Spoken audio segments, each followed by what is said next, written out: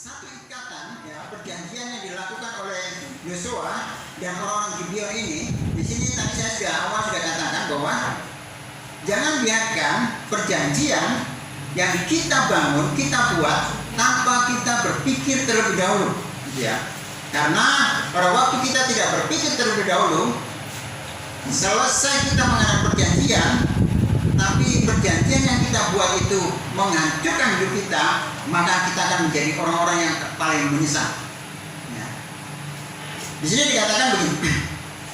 Waktu mereka melihat bahwa negeri yang ada, negeri tanah Kanaan itu semuanya itu akan diberikan Tuhan kepada orang Israel. Ya, perhatikan Bapak. Waktu itu ada perjanjian Tuhan dengan nenek moyangnya orang Israel, yaitu Abraham. Dia berkata begini, Tuhan berkata kepada Abraham dalam Kejadian pasal 13, ya, nanti ayat 14 dan 16 itu dikatakan salah satunya Tuhan ngomong, Abraham, setelah Abraham berpisah dengan Lot, ya, karena Lot pergi melihat Sodom dan Gomora yang begitu indah, sedangkan di daerah di mana Abraham tinggal, ya, di tanah Kanaan itu padang gurun pada waktu itu, ya. Jika pada waktu itu Tuhan ngomong, Abraham, kamu lihat, pandang dari timur sampai barat, utara sampai selatan, dan jalani negeri ini. Ya, seluruh negeri yang kamu jalani, kamu pandang dan lihat, itu aku berikan kepadamu dan kepada apa? Keturunanmu. Itu perjanjian. Ya. Dan Abraham mulai mengikat perjanjian itu dengan Tuhan bahwa apa? Negeri di mana negeri di mana Abraham lihat dan saksikan dan injak waktu itu akan menjadi miliknya. Begitu luas, begitu besar. Nah, dan pada waktu itulah Abraham tetap pegang dan tangan. Dan Abraham selalu menyembah. Di situ dikatakan bahwa kemudian dia pergi ke satu tempat, yaitu Mamre itu. Kemudian dia mulai membuat mezbah di situ dan dia mulai terus mengagung-agungkan Tuhan. Itu perjanjian. Dan dia mulai ikat itu perjanjian. Dan perjanjian itu dia akan ceritakan kepada anaknya, yaitu Ishak. Ya. Sehingga pada waktu mereka pergi ke Mesir dalam mana kelaparan dan sebagainya, tetap mereka akan kembali lagi ke negeri itu. Kemudian Ishak pun begitu. Dalam kondisi kelaparan dia pergi ke Mesir juga, ya. Kemudian dia balik lagi ke Kanaan sini. Ya. Kemudian waktu Yakub pun begitu. Ya. Waktu Yakub pun pergi, tetap Yakub pegang perjanjian bahwa dia mewarisi keturunan itu. Mewarisi perjanjian itu. Dia kembali lagi ke tanah Kanaan. Ya. Kemudian setelah Yakub kembali lagi dengan anak-anaknya, kemudian Yusuflah keluar ke Mesir. Kemudian dia jadi pemerintahan di salah satu wakil, ya, raja yang menghukumi. Kemudian dia bawa keluarganya ke sana semua dan orang tuanya. Tapi ingat, Yusuf tetap berkata bahwa ingat, kalian akan dibawa kembali ke tanah Kanaan. Jangan lupa bahwa tulang-tulang saya itu perjanjian. Kemudian tetap orang Israel kembali lagi pergi ke tanah Kanaan. Pada waktu orang Israel kembali ke tanah Kanaan, ingat, mereka mulai menghabiskan beberapa orang, ya, bangsa kota Yeriko. Pada waktu mereka sudah sampai, ya, mengalahkan dua kota besar dan satu kota kecil, Ai, kota kecil. Kemudian yang paling ditakutkan oleh orang-orang adalah apa? Bagaimana bangsa-bangsa waktu itu? Bagaimana kalau bangsa Israel ini akan menghabiskan kita semua? Kita harus adakan kesepakatan untuk menghancurkan mereka. Tapi orang-orang Gibeon ini berkata, oh tidak, kita tidak boleh bergabung dengan apa? Orang-orang tetangga-tetangga kita. Karena pada waktu kita akan gabung dengan mereka, pasti kita akan hancur juga. Karena yang menyertai orang Israel adalah Tuhan yang hidup. Kita punya Tuhan belum mampu. Belum pernah mampu membuka yang namanya laut menjadi kering. Belum pernah mampu membuka yang namanya sungai yang deras sekali, Sungai Yordan, menjadi kering untuk umatnya melewati. Mari kita akan adakan kesepakatan saja dengan orang Israel sehingga kita tidak dibinasakan. Tapi kalau mereka berkata, oh ini ada kesepakatan, mungkin orang Israel tidak akan mau, karena orang-orang Gibeon pernah mendengar cerita bahwa negeri ini akan diberikan untuk orang Israel. Dan cara satu-satunya adalah apa? Karena mereka juga mendengar bahwa seluruh bangsa-bangsa yang ada di wilayah itu harus dihabiskan. Maka mereka akan berpikir bahwa kita akan mengadakan perjanjian dengan mereka dengan tipu muslihat. Ya, perhatikan baik-baik hal ini. Pada waktu mereka mengadakan perjanjian dengan tipu muslihat, ini saya pernah alami, ya. Kalau kita tidak bertanya terlebih dahulu kepada Tuhan, Tuhan, bolehkah saya mengikat perjanjian ini dengan orang ini, dengan bangsa ini? Maka kita akan selamat dari apa? Kutukan. Perhatikan baik-baik. Kita akan selamat dari kutukan dalam perjanjian yang ada. Tapi kalau tidak, maka kita pun akan mengalami yang namanya kutukan. Ya, pada waktu Yosua mulai mengikatkan diri dengan orang Gibeon dan seluruh tuanya mengikatkan diri karena orang Israel sudah rebutan itu yang namanya kue kering itu, ya. Biasanya kue kering ini sekarang sudah habis ya, di mana sudah, ya. Waktu mereka mulai rebutan kue kering itu, ya, akhirnya yang terjadi adalah apa?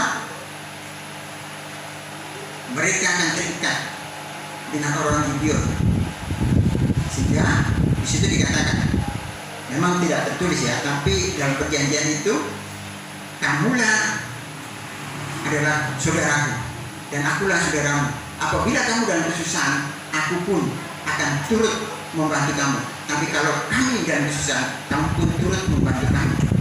Kalau ada keluargamu atau dari suku Gibeon atau bangsa kalian ini yang kami siksa, kami bunuh, maka darah itu akan tertanggung juga dalam apa? Kehidupan kami. Ya. Mungkin di sini juga ada yang namanya bela, ya, perjanjian darah atau perjanjian bela gitu ya, saudara, ya. Karena kalau kami di Ambon itu ada, tapi saya dengar di Alor juga ada. Contohnya begini, tidak boleh menikah kampung ini dengan kampung sana, tidak boleh berperang kampung sana dengan kampung ini karena saudara.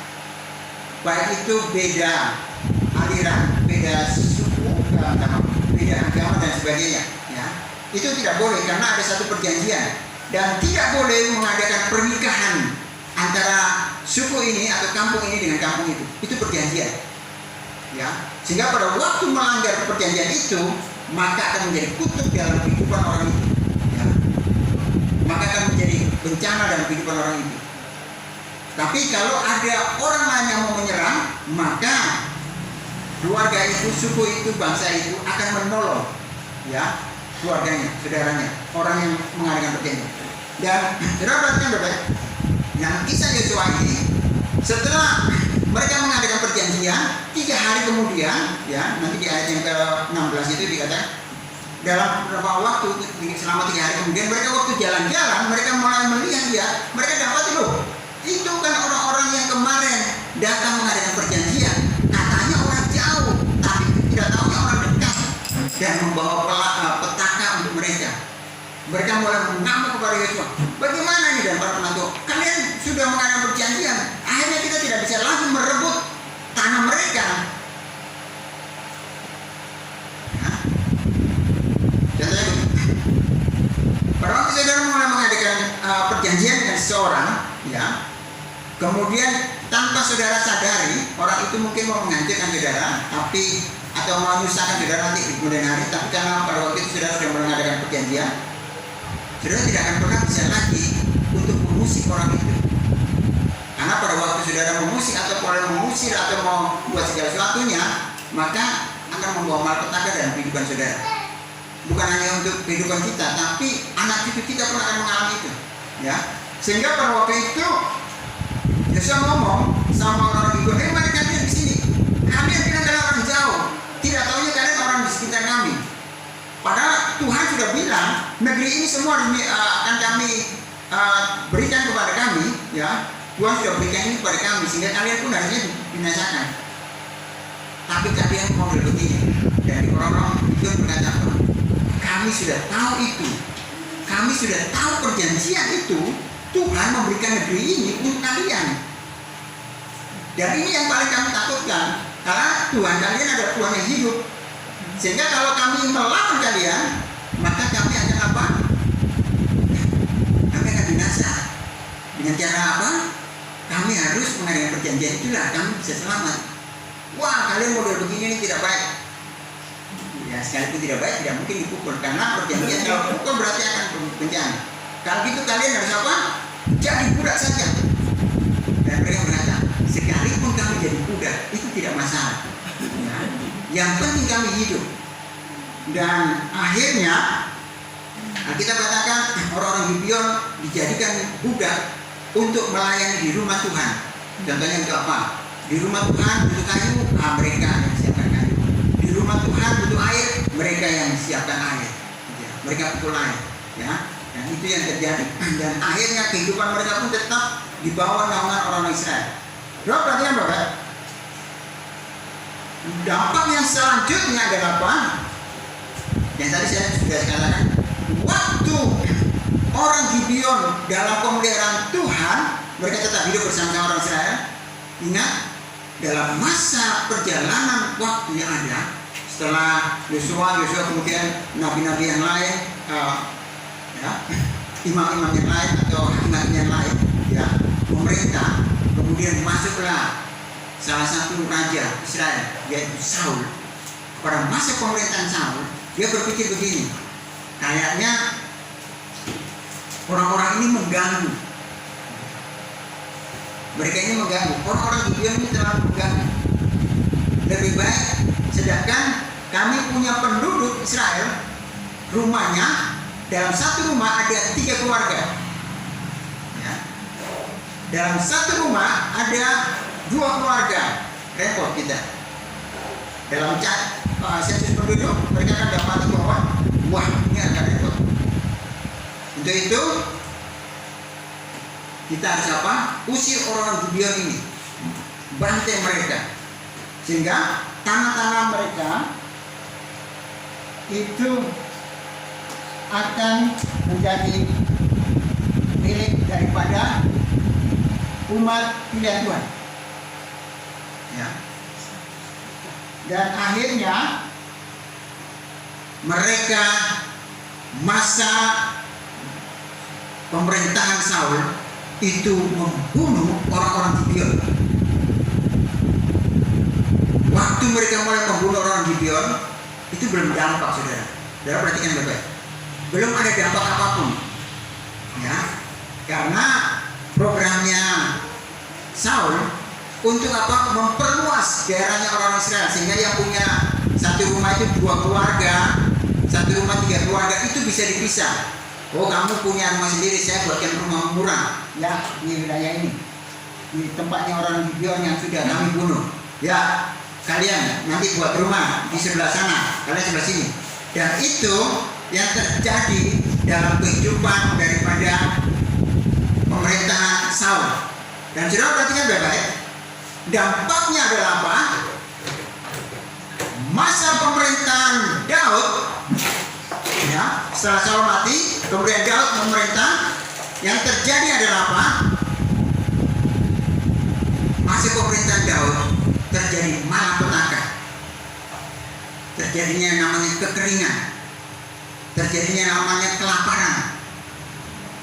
Ini dampak daripada apa? Menghancurkan perjanjian yang ada. Ya. Dan waktu itulah Daud bingung, kenapa bisa begini? Padahal selama pemerintahan kami bisa menikmati yang namanya kemenangan. Tapi kenapa sekarang ini kelaparan? Apa yang salah? Nah, kita berkata dulu. Mari kita lihat di dalam 2 Samuel pasal 21 ya. 2 Samuel pasal 21 ayat 1 dan 2. Dalam zaman Daud terjadilah kelaparan selama 3 tahun berturut-turut. Lalu Daud pergi menanyakan petunjuk Tuhan. Berfirmanlah Tuhan pada Saul dan keluarganya melekat hutan darah. Jadi pada Saul dan keluarganya melekat hutang darah karena ia telah membunuh orang-orang Gibeon.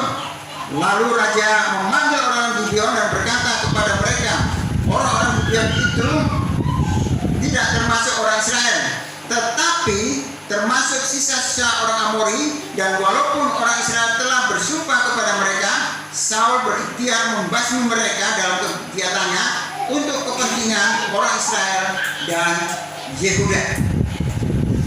Dan lagi, untuk kepentingan orang Israel dan Yehuda, makanya Saul membunuh mereka. Sekalipun mereka sebenarnya bukan orang Israel, tapi karena ada perjanjian tadi, ada sumpah tadi, ini yang menyebabkan kelaparan terjadi selama 3 tahun kekeringan. Selama 1 tahun ini kekeringan. Mereka berharap tahun depan akan terjadi hujan, terjadi panen yang baik, tapi itu pun tidak terjadi. Tahun ketiga pun sama. Dalam masa itu kalau Daud berpikir, sudahlah, mungkin besok-besok lagi lah, ya. Mungkin tahun keempat baru Tuhan akan turun hujan. Kalau dia mengulur-ulur waktu dalam masa itu, maka orang Israel akan mengalami kehancuran karena kelaparan yang parah. Tapi pada waktu itu Daud mulai sadar, kenapa sampai terjadi seperti ini? Sehingga apa? Daud berkata, untuk mencari wajah Tuhan, untuk merindukan Tuhan, untuk bertanya, kira-kira apa yang menyebabkan terjadinya malapetaka ini? Kalau kami yang salah, atau saya sebagai raja yang salah, Tuhan nyatakan. Kalau umatmu yang salah, atau di antara kami yang salah, silakan Tuhan nyatakan.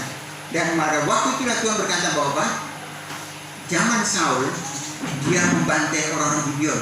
Padahal dalam waktu zamannya Yosua sudah katakan bahwa orang-orang Gibeon ada perjanjian dengan orang Israel. Tidak boleh ada orang Gibeon dibunuh oleh orang Israel. Pada waktu dibunuh, maka darahnya akan ditanggung oleh orang Israel. Dan ini yang terjadi. Ya, sehingga pada waktu itu Daud menyadari ini. Dia berkata, mari orang Gibeon. Nanti saudara akan baca saudara di bawah itu dikatakan, mari orang Gibeon. Bagaimana caranya supaya tulah ini berhenti? Apa kami harus bayar uang? Kayak orang di sini bayar mahar gitu ya. Kalau ada kedukaan, ada kematian karena ditabrak dan sebagainya, oke lah. Apa yang kami ganti? Mokok kan? Tapi waktu itu tidak ada mokok. Ya. Atau uang kan, emas kan dan sebagainya.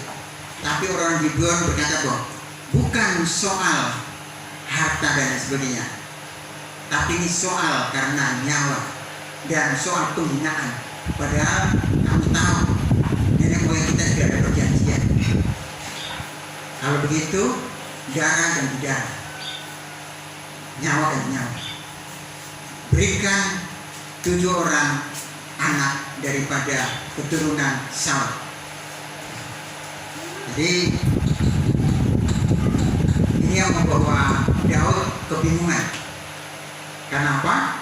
Daud berpikir, waduh, kalau 7 orang, maka salah satunya juga adalah anaknya siapa? Yonatan. Dan Daud menjadi bingung. Kenapa? Daud juga adakan perjanjian dengan Yonatan. Daud, aku tahu kamu akan jadi raja, dan saya hanya orang kedua. Dan saya tahu bahwa kamu jadi raja, biarlah keturunanku tetap berada di matamu. Dan Daud berkata, aku pada waktu Tuhan izinkan memerintah, tidak ada keturunanmu yang terlunta-lunta, tidak ada keturunanmu yang akan binasakan dalam masa pemerintah dan keturunan. Kan? Ini perjanjian. Waktu itulah Daud gelisah. Perhatikan ayat yang keempat di 1-2 Samuel. Lalu berkatalah orang-orang Gibeon itu kepadanya, bukankah perkara emas dan perak urusan kami dengan Saul serta keluarganya? Juga bukanlah urusan kami untuk membunuh seseorang di antara orang Israel. Tetapi kata Daud, apakah yang kamu kehendaki akan kuperbuat bagimu? Sudah itu berkatalah mereka kepada raja, dari orang yang hendak membinasakan kami dan yang bermaksud memunahkan kami, sehingga kami tidak mendapat tempat dimanapun di daerah Israel, biarlah diserahkan 7 orang anaknya laki-laki kepada kamu, supaya kami menggantung mereka di hadapan Tuhan di Gibeon, di bukit Tuhan. Lalu berkatalah raja, aku akan menyerahkan mereka. Itu diperhatikan oleh. Tetapi raja merasa sayang kepada Mephiboset bin Yonatan bin Saul, karena sumpah demi Tuhan ada di antara mereka, di antara Daud dan Yonatan bin Saul. Perjanjian ini membawa Daud stres. Tapi saudara, Daud mulai bertanya, kira-kira siapakah selain Mephiboset ini keturunan daripada Saul yang masih ada? Dari istrinya punya istrinya kah atau budi-budinya punya cucu lah, pokoknya jangan Mephiboset. Maka didapatilah situ, oh, Saul ini rupanya punya gundik-gundik, atau Saul ini punya istri simpanan yang lain di sana, di sini, di sana, sini. Ya, waktu Saul pergi ke kampung sana, dia pernah punya istri simpanan di sana. Kalau itu ambil, didapatilah 7 orang. Mephiboset selamat. Hukum perjanjian Daud dengan Yonatan terlewatkan. Apabila pada waktu itu mereka tidak ada, ya, tidak ada yang lain, hanya Mephiboset, hancurlah Daud dan keturunannya. Dan kutuk itu akan terus berlaku. Tapi Tuhan punya rancangan terbaik. Dia tidak membiarkan Daud mengalami kutuk karena perjanjian yang ada. Tuhan membawa kepada kita, mari kita akan belajar baik-baik, ya, sehingga kutuk perjanjian itu tidak mengikat dalam hidup kita. Pada waktu saudara mulai mengadakan satu perjanjian dengan seorang, dengan siapapun, genapi perjanjian itu. Jangan ingkari, jangan menghancurkan perjanjian itu, ya, sehingga akan membawa kita akan terus tinggal dalam perjanjian itu, akan tinggal dalam berkat, akan tinggal dalam anugerah. Waktu kita mungkin hari ini sudah mengadakan perjanjian dan keturunan kita pun akan mengikat, ya, sampai keturunan kita, selalu ceritakan tentang perjanjian itu di antara keturunan kita, sehingga keturunan kita pun akan selamat dari apa? Kutuk perjanjian yang ada. Saul rupanya sudah tahu, tapi karena Saul berpikir untuk kepentingannya, dia berpikir begini, iya, tapi dalam satu rumah ini kalau 2 keluarga tinggal, 3-4 keluarga tinggal, apa tidak pusing nanti dalam keluarga? Oke, nah kita carikan tempat, kita hancurkan saja Gibeon. Harusnya kan daerah lain boleh, tapi ini orang-orang Gibeon ini kan sudah ada perjanjian, dia tahu itu. Tapi dia merasa bahwa saya kan raja. Nah, pada waktu saudara sudah mengikat perjanjian, pada waktu saudara menjadi orang yang hebat, orang yang terbaik, jangan biarkan perjanjian itu terlepas di saudara. Melupakan perjanjian itu sehingga kutuk itu akan menuntut saudara. Dan saudara tahu, Tuhan kita pun berjanji dalam hidup kita, ya, Dia menyerahkan anaknya yang tunggal untuk kita. Dia tidak mau kita binasa. Ya. Yohanes pasal 3:15 dikatakan bahwa apa? Karena kasihnya kepada kita, Dia mengikatkan perjanjian hidupnya, ya, perjanjian Tuhan dalam hidup kita, supaya setiap kita yang percaya tidak binasa, melainkan beroleh apa? Hidup yang kekal. Pegang itu, ya. Sehingga hari-hari ini apapun yang terjadi, ya, kegentaran terjadi, itu tidak membawa kita, ya, untuk mengalami satu kebinasaan, ya.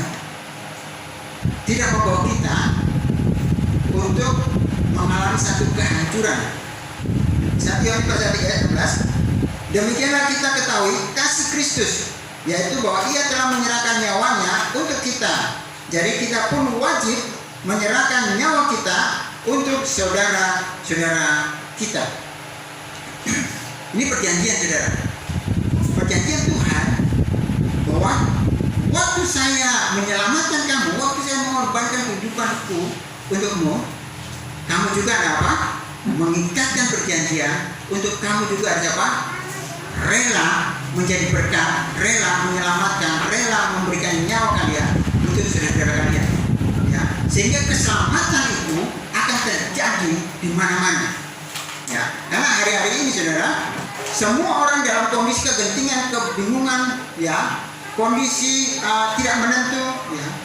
Tapi pada waktu kita percaya bahwa perjanjian Tuhan dalam hidup saya, bahwa saya ada dalam keselamatan Tuhan, saya adalah orang-orang yang menikmati anugerah Tuhan, maka satu-satunya cara adalah apa? Saya juga harus apa?